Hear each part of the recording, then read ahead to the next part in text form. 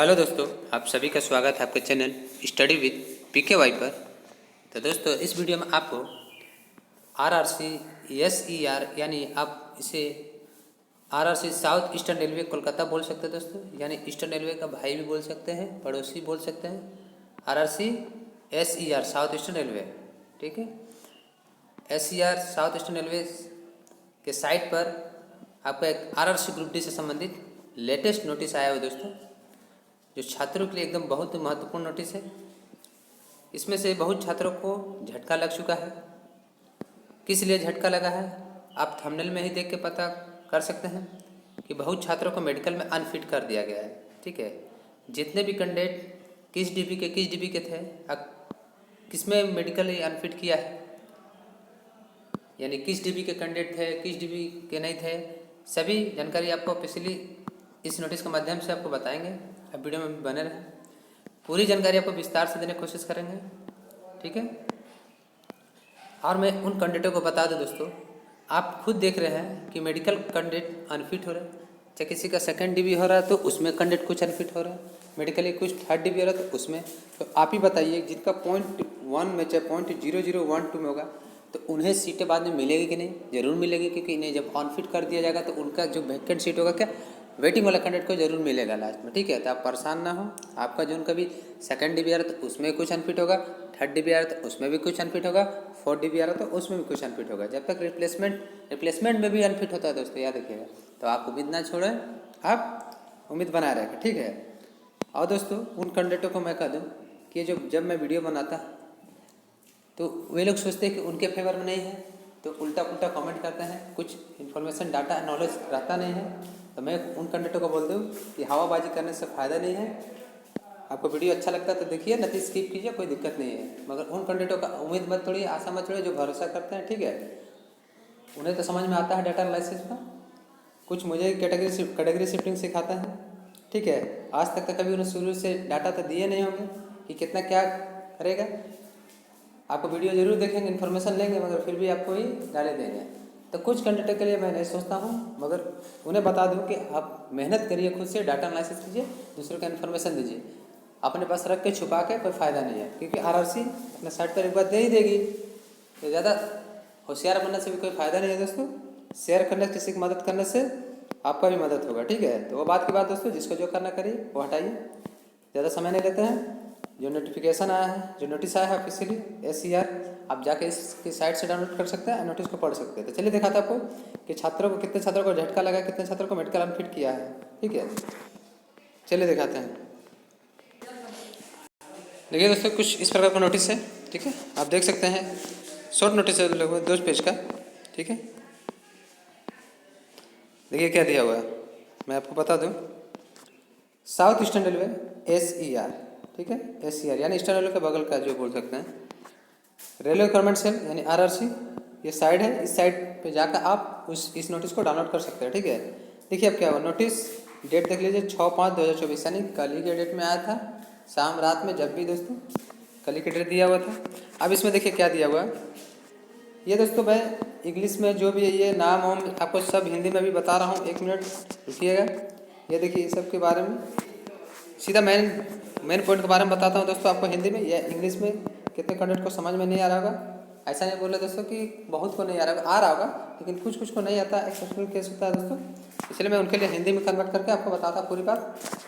चलिए देखिए दोस्तों, आपके सुविधा के लिए मैंने इसे हिंदी में कन्वर्ट कर लिया है, आप भी कर सकते हैं। तो देखिए क्या है, दक्षिण पूर्व रेलवे सूचना देख लीजिए, ये साइड है, 6 तारीख 6/5/2024 यानी 6 मई के डेट में आया था, ठीक है। देखिए आगे क्या दिया होगा, निम्नलिखित उम्मीदवार को 5, 6, 7 वे मतलब 5वें, 6वें, 7वें प्रो प्रोविजनल पार्ट पैनल में जगह नहीं मिली, क्योंकि वे सेकेंड डीबी और थर्ड डीबी के बाद आयोजित मेडिकल में चिकित्सा रूप से अनफिट हो गए थे। यानी बोला जा रहा है कि जब कोई 5वां, 6वां, 7वां पैनल आ चुका था, उसके बाद भी ये लोग अनफिट थे मेडिकल में, ठीक है। उन्हें सूचित किया जाता है कि वे चाहे जो भी अपील कर सकते हैं, यानी उन्हें मौका दिया जा रहा है अपील करने का।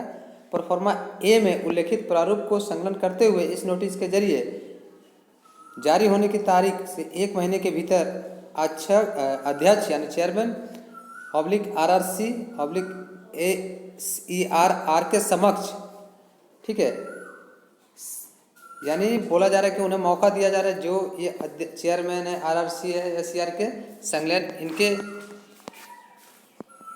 प्रोफार्मा ए के उल्लेख में जो भी आपके बारे में डिटेल दिया उन्हें, जो भी अगर मान लीजिए डॉक्यूमेंट लग रहा है उसमें इंक्लूड करके जो भी नोटिस निकला हुआ है, इस नोटिस के डेट से लेकर 1 महीना तक आपको जो प्रक्रिया अनफिट मेडिकल अनफिट का रहता है, जो डॉक्यूमेंट्स लगता है वो आपको करना होगा। ठीक है, जो भी इनके द्वारा प्रोफार्मा 1 में दिया गया, ध्यान रहे आप देख लीजिएगा साइड से जो पिछली बार आया था।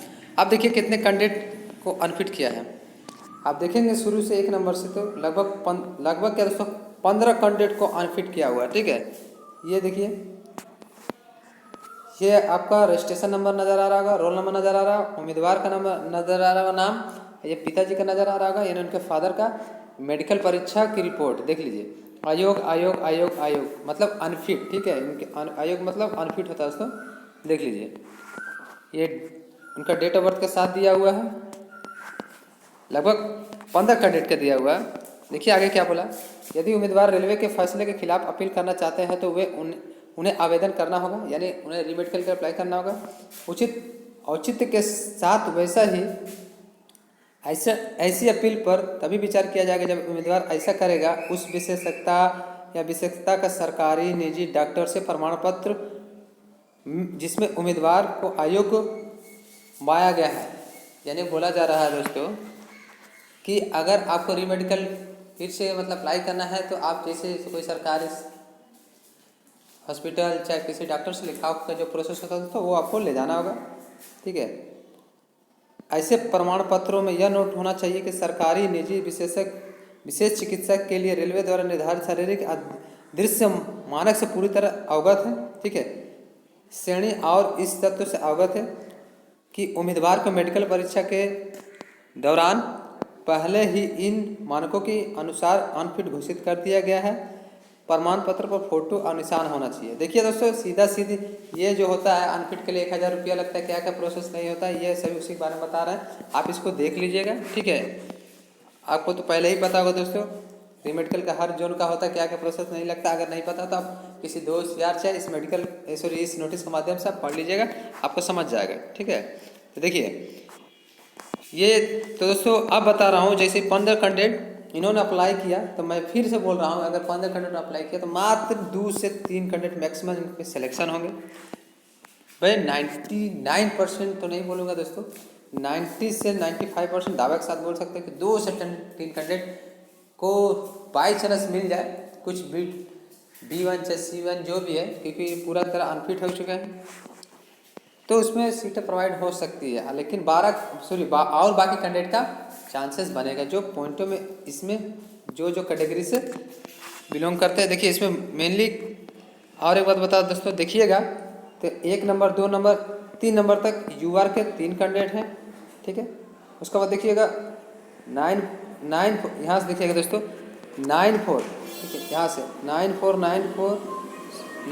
देखिए 9-4 कितना कैंडिडेट दोस्तों, 1 2 3 4 5 6 7 8 9 10, यानी बोल सकते हैं OBC के 10 कैंडिडेट, UR के 3 कैंडिडेट।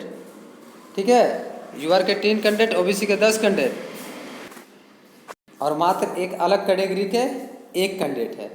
यानी बोल सकते हैं इसमें फ़ायदा किसको होता नज़र आ रहा है, OBC कैंडिडेट को। ठीक है, अब OBC कैंडिडेट का जिसका भी पॉइंट में कम होगा, यानी मान लीजिए .001 से 02, उन्हें चांस मिलने वाला है, उनकी किस्मत खुलने वाली है 4 DB में, चाहे आगे जाकर कोई भी DB में। ठीक है, तो आप निराश ना हो, जितने भी SCR कैंडिडेट हैं जिनका पॉइंट अभी बचा हुआ हर कैटेगरी में, आप टेंशन ना लें, आपका होगा ही होगा। ठीक है, तो ये रहा।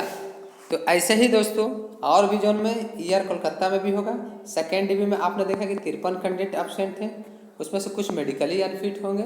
ये जान लीजिए कि 75 का आंकड़ा ये तो पार हो रहा है। दूसरी बात जो थर्ड DB आने वाली है, जो एक्सपेक्टेड सीट के बात हो रहा है 800 प्लस, तो उसमें भी रख लीजिए 150 से 200 सीटें आपको उसमें भी मिलेगी। कुछ मेडिकली अनफिट, कुछ एब्सेंट, फुल तो सीटें नहीं होगी, मैं गारंटी के साथ बताता रहा हूँ। 800 का 8 से कोई किसी का नहीं फुल होगा, तो ये भी सीटें 4 DB के लिए बचेगी जो पॉइंटों में कम है।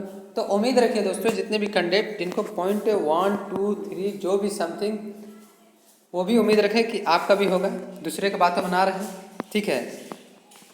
तो बस दोस्तों आपको इस वीडियो में इतना ही बताना था, आपको लेटेस्ट इन्फॉर्मेशन, लेटेस्ट नोटिस का SCR जोन से देना था, ठीक है। अगर वीडियो आपको अच्छा लगा, जानकारी अच्छी लगे, फास्ट इन्फॉर्मेशन मिला दोस्तों, तो प्लीज़ लाइक कीजिएगा वीडियो को। चैनल को अभी तक सब्सक्राइब नहीं किया तो प्लीज़ सब्सक्राइब कर लें। ऐसे लेटेस्ट इन्फॉर्मेशन पाने के लिए, नई नई जानकारी पाने के लिए फास्ट, अब वीडियो को ज़्यादा से ज़्यादा दोस्तों शेयर कीजिए कि और भी दोस्तों और भाई लोग को भी मदद हो जाए। तो चलिए दोस्तों मिलते हैं नेक्स्ट वीडियो में कुछ नए इन्फॉर्मेशन के साथ। Thank you for watching.